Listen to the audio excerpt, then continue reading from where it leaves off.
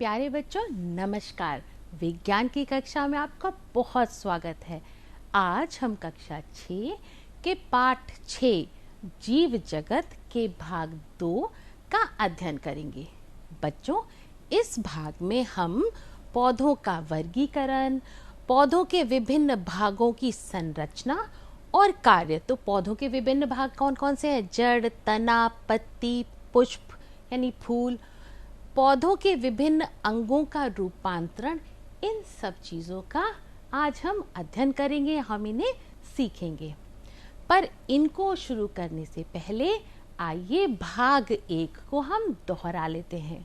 जैसे कि भाग 1 में हमने बहुत सारी चीज़ों का वर्गीकरण किया था सजीव और निर्जीव में, कि कौन से सजीव होते हैं, कौन से निर्जीव होते हैं।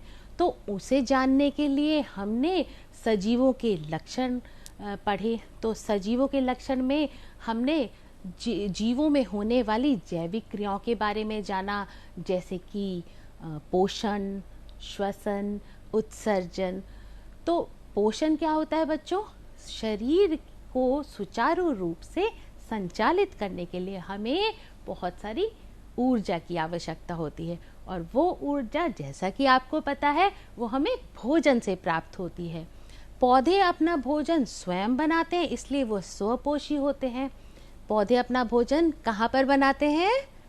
बिल्कुल सही बच्चों, पौधे अपना भोजन पत्तियों पर बनाते हैं, जिस क्रिया को हम प्रकाश संश्लेषण कहते हैं।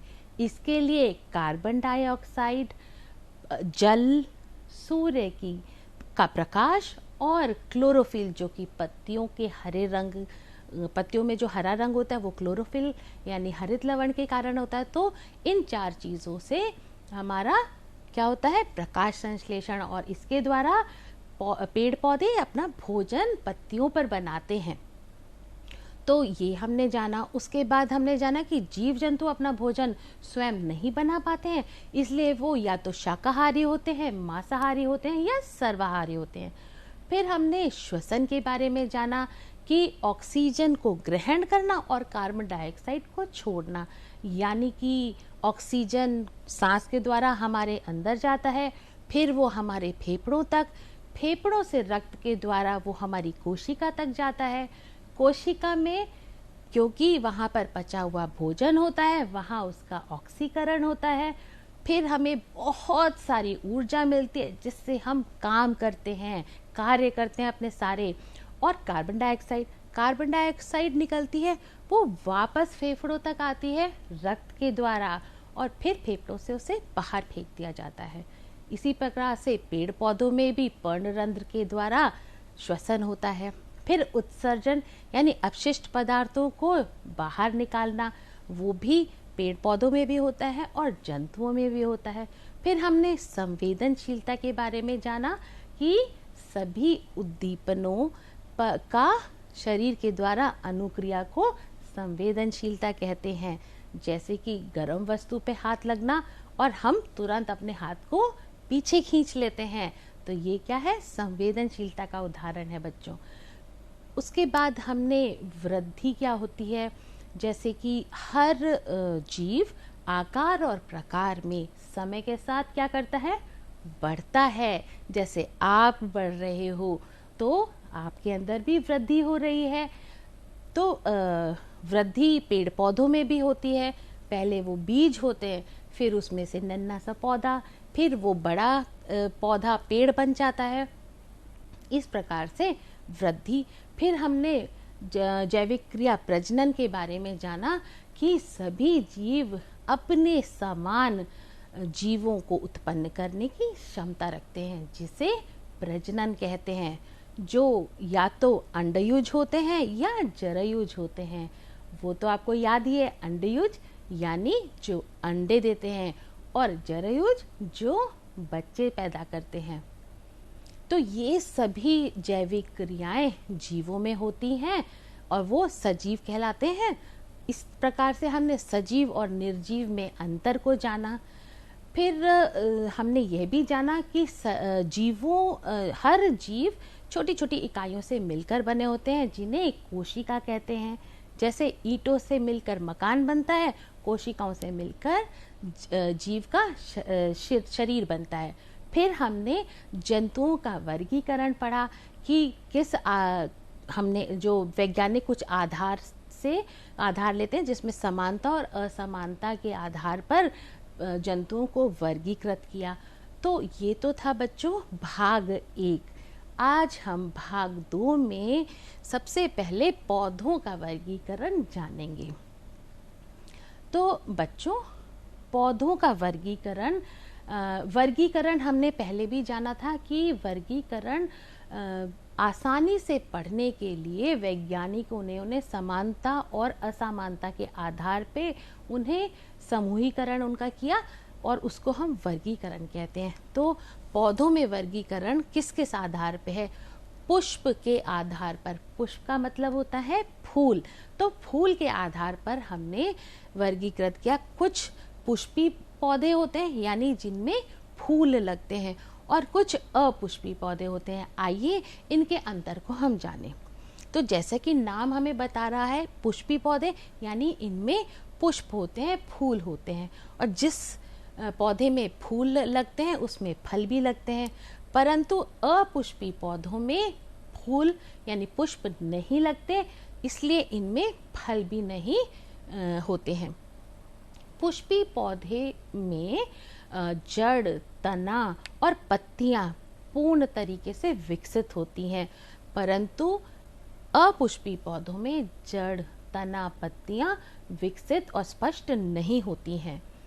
और इसका यदि हम उदाहरण देखें तो पुष्पी पौधे जैसे कि गुलाब के फूल तो सबको पसंद है, और अपुष्पी पौधे यानी कि कवक।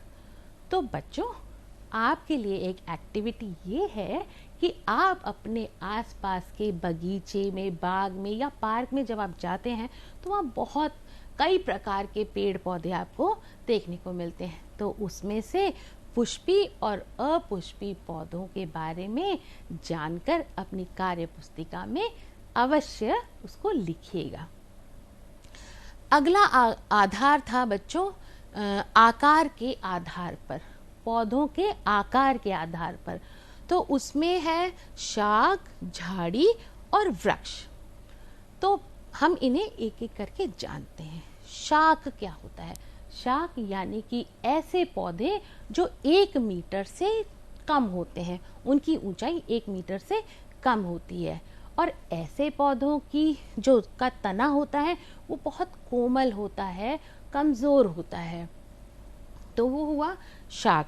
अब शाख का उदाहरण जैसे कि मटर है ना, तो इसमें देख रहे हैं आप, इसका जो तना होता है वो बहुत ही कोमल होता है, और ये इस पेड़ का जो आकार है, जो ऊंचाई है, वो 1 मीटर से छोटी होती है। अब हम बात करते हैं झाड़ी की। तो झाड़ी, इसकी ऊंचाई 1 मीटर से लेकर 3 मीटर तक होती है, परंतु इसकी मुख्य तना हमें दिखाई नहीं देता, क्योंकि इस तरीके के पौधों में बहुत सारी शाखाएं निकलती हैं। और ये आपने ज़रूर देखा है, जैसे कि गुलाब का फूल या करौंदा वगैरह जो होता है, इसमें क्या होता है कि ये झाड़ी के रूप में होता है, और गुलाब भी झाड़ी ही कहलाता है, क्योंकि आपने देखा होगा उसमें मुख्य तना नहीं होता और बहुत सारी शाखाएं उसमें निकलती हैं, और वो 1 से 3 मीटर तक की ऊंचाई का होता है। उसके बाद हम बात करते हैं वृक्ष की। तो वृक्ष क्या होते हैं? वृक्ष तो आप जानते हैं, पेड़ जो 3 मीटर से ऊंचा पौधे होते हैं उन्हें हम वृक्ष कहते हैं, और इनका जो तना होता है वो बेलनाकार होता है और बहुत मजबूत होता है, स्ट्रांग होता है। तो वृक्ष का उदाहरण जैसे कि नीम का पेड़, आम का पेड़ है ना, बहुत सारे पेड़ आप अपने आसपास देखते हैं, तो वो सभी वृक्ष कहलाते हैं। अब हम अगले आधार पे चलते हैं, वो है आयु के आधार पर। बच्चों, जैसे हमने पहले भी बात की थी कि जंतुओं की आयु होती है, उसी तरह से पेड़ पौधों की भी आयु होती है। तो उसके आधार पे 1 वर्षीय पौधे, द्विवर्षीय और बहुवर्षीय पौधे होते हैं। अब हम पहले 1 वर्षीय पौधे के बारे में बात करेंगे। 1 वर्षीय पौधे वो होते हैं जिनका जीवन चक्र कुछ महीनों का होता है। यानी कि ये आप मत सोचिएगा कि 1 साल का होता है, मतलब एक साल से कम कुछ महीनों का होता है जीवन चक्र। उन्हें 1 वर्षीय पौधे कहते हैं, जैसे कि गेहूं, धान, ये सब 1 वर्षीय पौधे होते हैं। फिर हम बात करते हैं द्विवर्षीय पौधों की। तो द्विवर्षीय पौधों में क्या होता है बच्चों कि पहले वर्ष में उनका तना, जड़, पत्तियां ये सब अच्छी तरह से विकसित हो जाती हैं, और दूसरे वर्ष में फल और फूल लगने लगते हैं, और दूसरा वर्ष समाप्त होते होते उनका जीवन चक्र समाप्त हो जाता है। तो ये हुए द्विवर्षीय पौधे, जैसे कि डेजी का फूल होता है। उसके बाद हम बात करते हैं बहुवर्षीय पौधे। तो बहुवर्षीय पौधों का अर्थ होता है कि बहुत सारे सालों तक वो जीवित रहते हैं, उनका जीवन चक्र बहुत कई सालों तक का होता है। और इसमें क्या होता है, हर साल उनमें फूल और फल लगते रहते हैं। ये पौधे शाख भी हो सकते हैं, झाड़ी भी हो सकती है, और वृक्ष भी हो सकते हैं, और ये कई साल तक जीवित रहते हैं। तो देखो बच्चों, हमने पौधों का वर्गीकरण क्या क्या आधार लिया था? पुष्प के आधार पर, यानी कि फूल है या नहीं है। फिर आकार के आधार पर, यानी कि वो 1 मीटर से छोटे हैं, 1 से 3 मीटर के हैं तो वो झाड़ी कहलाते हैं, 3 मीटर से ऊंचे हैं तो वो वृक्ष कहलाते हैं। और फिर हमने आयु के आधार पर लिया 1 वर्षीय, द्विवर्षीय और बहुवर्षीय। तो इस तरीके से इनको वर्गीकृत किया गया। अब बच्चों हम बात करेंगे पौधों के विभिन्न भागों की संरचना और उनके कार्य। अब पौधे में क्या क्या चीजें होती हैं पहले हम ये जानेंगे, और वो क्या क्या कार्य करते हैं, वो किस लिए उपयोगी होते हैं, ये भी तो जानना जरूरी है ना। तो देखिए बच्चों, ये एक छोटा सा नन्हा सा पौधा है, आइए हम इसके बारे में जानते हैं। बच्चों, जमीन के नीचे वाला जो हिस्सा होता है उसे हम जड़ तंत्र कहते हैं। ये तो हम जानते हैं कि भूमि के नीचे जड़ें होती हैं, तो भूमि के नीचे का जितना भी हिस्सा होता है उसे हम जड़ तंत्र कहते हैं, और भूमि से ऊपर का जो हिस्सा होता है उसे प्ररोह तंत्र कहते हैं। क्या बोलते हैं? प्ररोह तंत्र। प्ररोह तंत्र में तना, पत्तियां, फल और पुष्प यानी फूल, ये प्ररोह तंत्र का हिस्सा होते हैं। जड़ों में कुछ जो मेन जड़ होती है, मुख्य जड़, उसे प्राथमिक जड़ बोलते हैं, और जो प्राथमिक जड़ से शाखा निकलती है उसे द्वितीयक जड़ बोलते हैं। तो सबसे पहले हम अब जो पौधे के विभिन्न भागों के बारे में जानना है, तो सबसे पहले हम जड़ के बारे में जानते हैं। तो जड़ें बच्चों 2 प्रकार की होती हैं, मूसला जड़ और अपस्थानिक जड़। तो अब आपको इसके बीच में अंतर स्पष्ट हो रहा होगा कि जो मूसला जड़ है इसमें मुख्य जड़, ये मोटी वाली, ये मुख्य जड़ है जिसको प्राथमिक जड़ कहते हैं, और प्राथमिक जड़ से जो दूसरी शाखाएं निकल रही हैं इन्हें द्वितीयक जड़ बोलते हैं, और द्वितीयक जड़ से भी जो शाखा निकलती है उन्हें तृतीयक जड़ बोलते हैं। तो मूसला जड़ ये है, इसके उदाहरण हैं जैसे कि चना, मटर, ये मूसला जड़ के उदाहरण हैं। अब हम अगली जड़ के बारे में बात करते हैं, यानी कि अपस्थानिक जड़ के बारे में। तो अपस्थानिक जड़ जैसे कि तने के नीचे से ही इसमें बहुत सारी शाखाएं निकलने, देखिए ये तना है, इसमें से बहुत सारी शाखाएं निकल रही हैं रेशे की भांति। तो इस तरीके की जड़ों को अपस्थानिक जड़ कहते हैं, और इसके उदाहरण हैं जैसे कि गेहूं, और गेहूं होता है, इसमें मुख्य जो तना है, तने में से बहुत सारे रेशे निकलते हैं, इसका उदाहरण मक्का भी है। तो जड़ हमने जाना कि जड़ 2 प्रकार की होती है, मूसला जड़ और अपस्थानिक जड़। अब जड़ के क्या क्या कार्य होते हैं? तो बच्चों, जड़ जो है पौधों को भूमि में स्थिर रखती है ना, उसको मजबूती देती है पेड़ को, तभी तो वो पेड़ एक ही जगह पर रहता है। और दूसरी चीज, जड़ों से हमने ये भी जाना था कि पानी जड़ों से अवशोषित होकर पानी के साथ, जल के साथ साथ उसमें घुले हुए लवण भी अवशोषित होकर कहाँ पर आते हैं, पत्तों पर आते हैं, जो कि प्रकाश संश्लेषण के लिए आवश्यक है। और तीसरा कार्य जड़ों का है कि जड़ें भूमि को जकड़ के रखती हैं, मिट्टी को बहुत जकड़ के इस तरीके से रखती हैं, तो उसके कारण बाढ़ जैसी स्थिति में मृदा अपरदन नहीं होता है। तो जड़ों के ये कार्य होते हैं। अब हम अगले जो पेड़ का अगला भाग है उसके बारे में जानेंगे, वो है तना। तो जड़ तंत्र था, अब तना प्ररोह तंत्र का सबसे दृढ़ और मजबूत हिस्सा तना होता है। इसमें क्या होता है कि पहले तो तना कोमल होता है, कमजोर होता है, लेकिन समय के साथ वो दृढ़ बन जाता है। तो ये एक गन्ने का तना हमारे को दिखाई दे रहा है, जिसमें गांठ जैसी संरचनाएं जो हैं इनको पर्वसंधि कहते हैं। गांठ जैसी संरचनाओं को पर्वसंधि कहते हैं। और दो पर्वसंधियों के बीच में पर्व होते हैं। उसके बाद बच्चों, तने में बहुत सारी नलियां होती हैं और तने पर जो पत्तियां हैं वो इस तरीके से व्यवस्थित होती हैं कि हर पत्ती को सूर्य का प्रकाश बराबर मिलता है। तो ये तो हुई तने की बात। अब हम बात करते हैं तने के क्या क्या कार्य हैं। तो जैसा कि हमने जाना था, प्रकाश संश्लेषण के द्वारा खाना, भोजन जो है पेड़ पौधे कहाँ बनाते हैं? बिल्कुल सही, पेड़ पौधे पत्तियों पर अपना भोजन बनाते हैं। अब भोजन तो पत्तियों पे बन गया, परंतु बाकी जो पेड़ के हिस्से हैं, पौधे के हिस्से हैं, वहां तक खाना कैसे पहुंचेगा? तो वो काम तना करता है। तना बने हुए भोजन का स्थानांतरण करता है। तो ये है तने का कार्य। और तने का कार्य क्या है कि जब जल अवशोषित होता है तो वह उस जल को, जो जड़ें उस जल को अवशोषित करती हैं, उस जल को पत्तियों तक ले जाता है। तो ये हुआ हमारे तने की बात। अब हम अपनी अगले भाग पर पहुंचते हैं, जो है पत्तियां। तो पत्तियां कौन से रंग की होती हैं बच्चों? बिल्कुल सही, पत्तियां हरे रंग की होती हैं।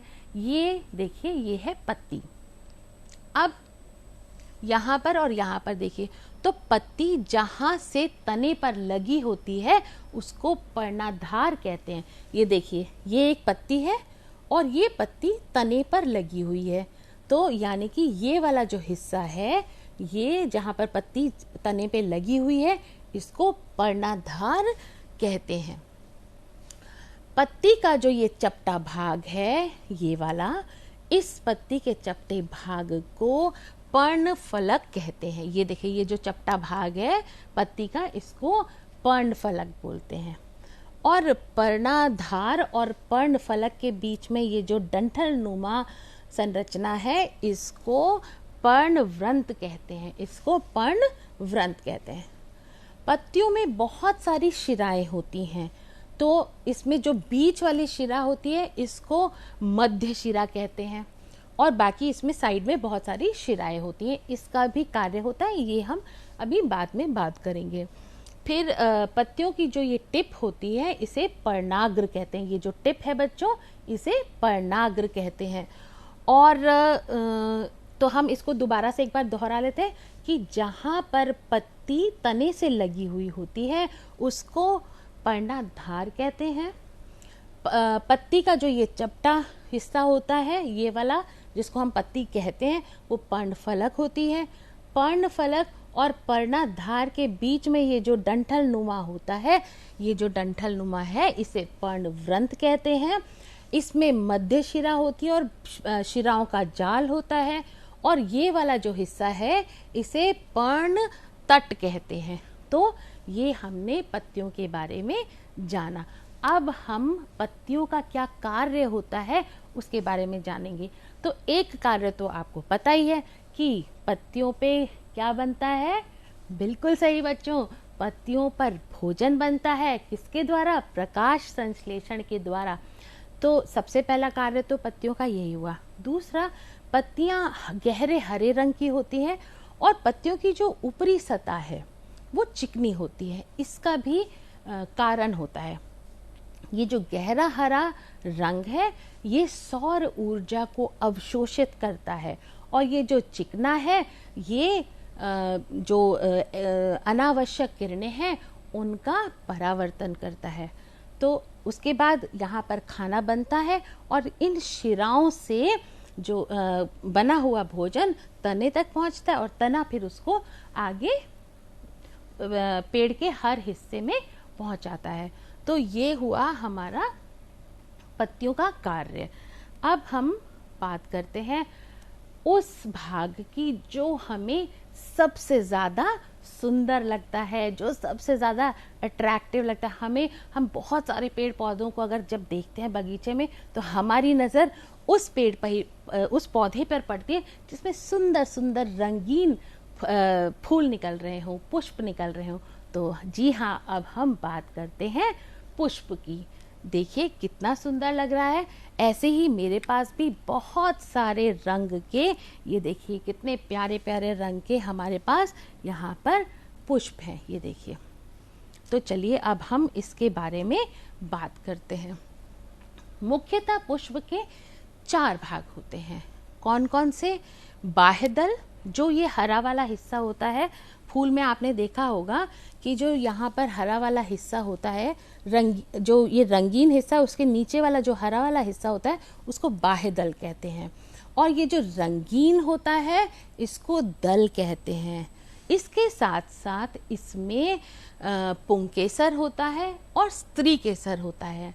पुंकेसर के 2 भाग होते हैं, परागकोश और तंतु। और स्त्री केसर में वर्तिकाग्र, वर्तिका और अंडाशय। परागकोश से पराग कण वर्तिकाग्र तक पहुंचता है। यहाँ से यहाँ तक परागकोश से पराग कण वर्तिकाग्र तक पहुंचा। उसके बाद फिर यहाँ से एक पराग नली बनती है जिसके द्वारा नर युग्मज अंडाशय तक पहुंचता है, और फिर निषेचन होता है। निषेचन होने के बाद यहाँ पर फल विकसित होता है। और फल में क्या होता है बच्चों? फल में बीज होते हैं, और बीज से क्या होता है? नए पौधे निकलते हैं, छोटे छोटे पौधे निकलते हैं, फिर वो बड़े पौधों में और पेड़ों में परिवर्तित हो जाते हैं। तो पुष्प का क्या कार्य हुआ? पुष्प का कार्य यह पौधों का जनन अंग होता है। तो हमने पुष्प के बारे में जाना। पौधों के विभिन्न अंगों का रूपांतरण। तो पौधों में के जो विभिन्न अंग हैं उनका रूपांतरण किस किस उस पे होता है? भोजन संग्रह के लिए जड़ों में रूपांतरण होता है, भोजन संग्रह के लिए तनों में रूपांतरण होता है, तने को सहारा देने के लिए रूपांतरण, और आरोहण के लिए रूपांतरण। तो चलिए हम इन्हें एक एक करके जानते हैं। भोजन संग्रह के लिए जड़ों में रूपांतरण। तो बच्चों क्या होता है कि जब भोजन संग्रह हो जाता है तो वो हिस्सा फूल जाता है, मोटा हो जाता है। तो वही चीज़ यहाँ होती है। अभी हम जड़ों के बारे में पढ़ रहे हैं। तो जड़ तो हम जानते हैं कि 2 प्रकार की होती है, मूसला जड़ और अपस्थानिक जड़। तो मूसला जड़ में क्या रूपांतरण होता है वो देखते हैं बच्चों। ये है तुर्क रूपी, इसका उदाहरण है मूली। मूली को अगर यदि आपने देखा होगा तो मूली ऊपर और नीचे की ओर दोनों तरफ पतली होती है, तो ये तुर्क रूपी हुई। फिर कुंभी रूपी, इसका उदाहरण है शलजम। यहाँ शलजम मटके की तरह फूल जाती है। और शंकु रूपी, जिसका उदाहरण गाजर है, जो गाजर ऊपर की तरफ से मोटी और नीचे की तरफ से पतली होती है, तो ये शंकु रूप हुई। अब हम बात करते हैं अपस्थानिक जड़ों के बारे में। तो इसमें है पुलकित जड़ें और कंदिल। हम ये तो जानते हैं कि अपस्थानिक जड़ क्या होती है, बहुत सारे रेशे एक साथ एक जगह से निकलते हैं, इसीलिए ये देखिए बहुत सारी हैं यहाँ पर। तो पुलकित जड़ें डहेलिया में होती हैं और कंदिल जड़ें शकरकंद में होती हैं। और ये जो फूला हुआ हिस्सा है इसमें क्या है? इसमें भोजन है। भोजन संग्रह के कारण ये जड़ें फूल गई हैं। ठीक है, तो अब हम बात करते हैं अगली कि भोजन संग्रह के लिए तनों में रूपांतरण। वहाँ पर जड़ें फूल गई थी, यहाँ पर जो भोजन संग्रह हुआ, भोजन रुका, तो उसके कारण क्या होता है कि तने फूल जाते हैं, जैसे कि ये। और वो तना क्या होता है कि मिट्टी के भूमिगत होता है, यानी मिट्टी के अंदर होता है। तो उसके उदाहरण है स्तंभकंद जैसे आलू, प्रकंद अदरक और घनकंद जैसे अरबी। इसी प्रकार से तने को सहारा देने के लिए भी रूपांतरण होता है, जैसे कि मक्का, गन्ना, बरगद और बांस का पेड़। इन सब में जो जड़ें हैं वो तने को सहारा देती हैं, तो इन्हें हम सहारा देने वाली जड़ें भी कहते हैं। फिर हम बात करते हैं आरोहण के लिए रूपांतरण। तो बच्चों, आपने ये पौधे ज़रूर देखे होंगे, क्योंकि ये बहुत आसानी से हम अपने छोटी सी जगह में भी बो सकते हैं। कद्दू, लौकी और तोरई। तो इनके जो पौधे होते हैं, इनकी तने बहुत कमज़ोर होती हैं, कोमल होती हैं। तो इनको आरोहण करने यानी ऊपर बढ़ने के लिए, ये बढ़ती है ना ऐसे करके, तो इन्हें बढ़ने के लिए सहारे की ज़रूरत होती है। और सहारे के लिए इनके अंदर से बहुत सारे धागानुमा चीज़ें निकलती हैं, जिनको प्रतान कहते हैं। और वो प्रतान किसी भी सहारे या सपोर्ट में लिपट जाती हैं और उसके द्वारा ही इनका आरोहण हो जाता है। यानी आपने देखा हो ये बेलें ऊपर की ओर बढ़ती हैं, तो किसके कारण? प्रतान की मदद से ये ऊपर बढ़ने लगती हैं। तो इसके उदाहरण हो गए जैसे कद्दू, लौकी, तुरई, और ये आपने ज़रूर देखा होगा। इसी तरीके से अंगूर, उन सब में भी इस तरीके के प्रतान निकल आते हैं और वो सपोर्ट में लिपट जाती हैं और ये आरोहण में इनको मदद करता है।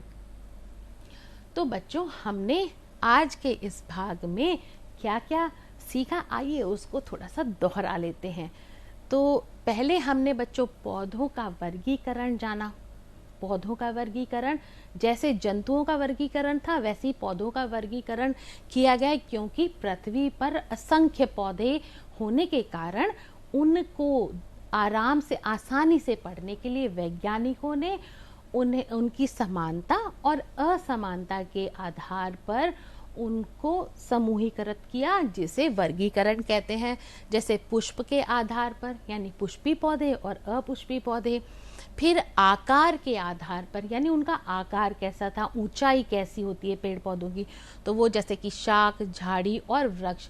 तो शाख जो 1 मीटर से छोटे होते हैं, झाड़ी जो 1 से 3 मीटर की ऊंचाई की होती है, और वृक्ष जो 3 मीटर से ऊंचे होते हैं। फिर आयु के आधार पर कुछ 1 वर्षीय होते हैं, कुछ द्विवर्षीय और कुछ बहुवर्षीय होते हैं। फिर पौधों के विभिन्न भागों की संरचना और कार्य, हमने इसमें जड़ तंत्र और प्ररोह तंत्र पढ़ा। जो मिट्टी के अंदर का हिस्सा होता है वो जड़ तंत्र और प्ररोह तंत्र ऐसे हुआ, तो ये सब पढ़ा। फिर पौधों के विभिन्न अंगों का हमने रूपांतरण भी जाना कि किस तरीके से पौधों में भोजन का संग्रह होता है। कभी तना फूल जाता है, कभी जो है कुछ में तना फूलता है, कुछ में जड़ें फूलती हैं। तो और फिर कहीं पर सहारा देने वाली जड़ें होती हैं और कहीं पर आरोहण के लिए रूपांतरण होता है। अब बच्चों, ये एक तालिका है जिसको हमें, अब देखें आपने कितना समझा कि ये पौधों के नाम है, शाख, झाड़ी और वृक्ष। अब गुलाब क्या होता है बच्चों, बताइए, ये शाख है, झाड़ी है या वृक्ष? बिल्कुल सही बच्चों, ये झाड़ी है। फिर नीम, ये तो बहुत आसानी से आप बता सकते हैं, नीम क्या है? नीम है वृक्ष। मटर हमने पढ़ा था कि उसकी बड़ी कोमल होती है तने, तो वो हुए शाख। तो इस तरीके से इस तालिका को आप पूरा करेंगे और आपके अभ्यास जो प्रश्न दिए हुए हैं उनको, जो भी आपको घर में आपके बड़े आपको पढ़ने में मदद करते हैं, उनकी मदद से आप अपनी कॉपी में साफ साफ सुंदर सुंदर राइटिंग में अपना कार्य पूरा कीजिएगा। आशा है कि आपको ये भाग और ये पाठ जीव जगत बहुत अच्छा लगा होगा और आपने बहुत अच्छे से इसे सीखा और समझा होगा। कल हम लोग फिर मिलेंगे नए नए टॉपिक्स के साथ। फिर तब तक के लिए बच्चों, आपको बहुत सारा प्यार, आशीर्वाद और अच्छे से क्लास को सुनने के लिए, समझने के लिए धन्यवाद। Thank you.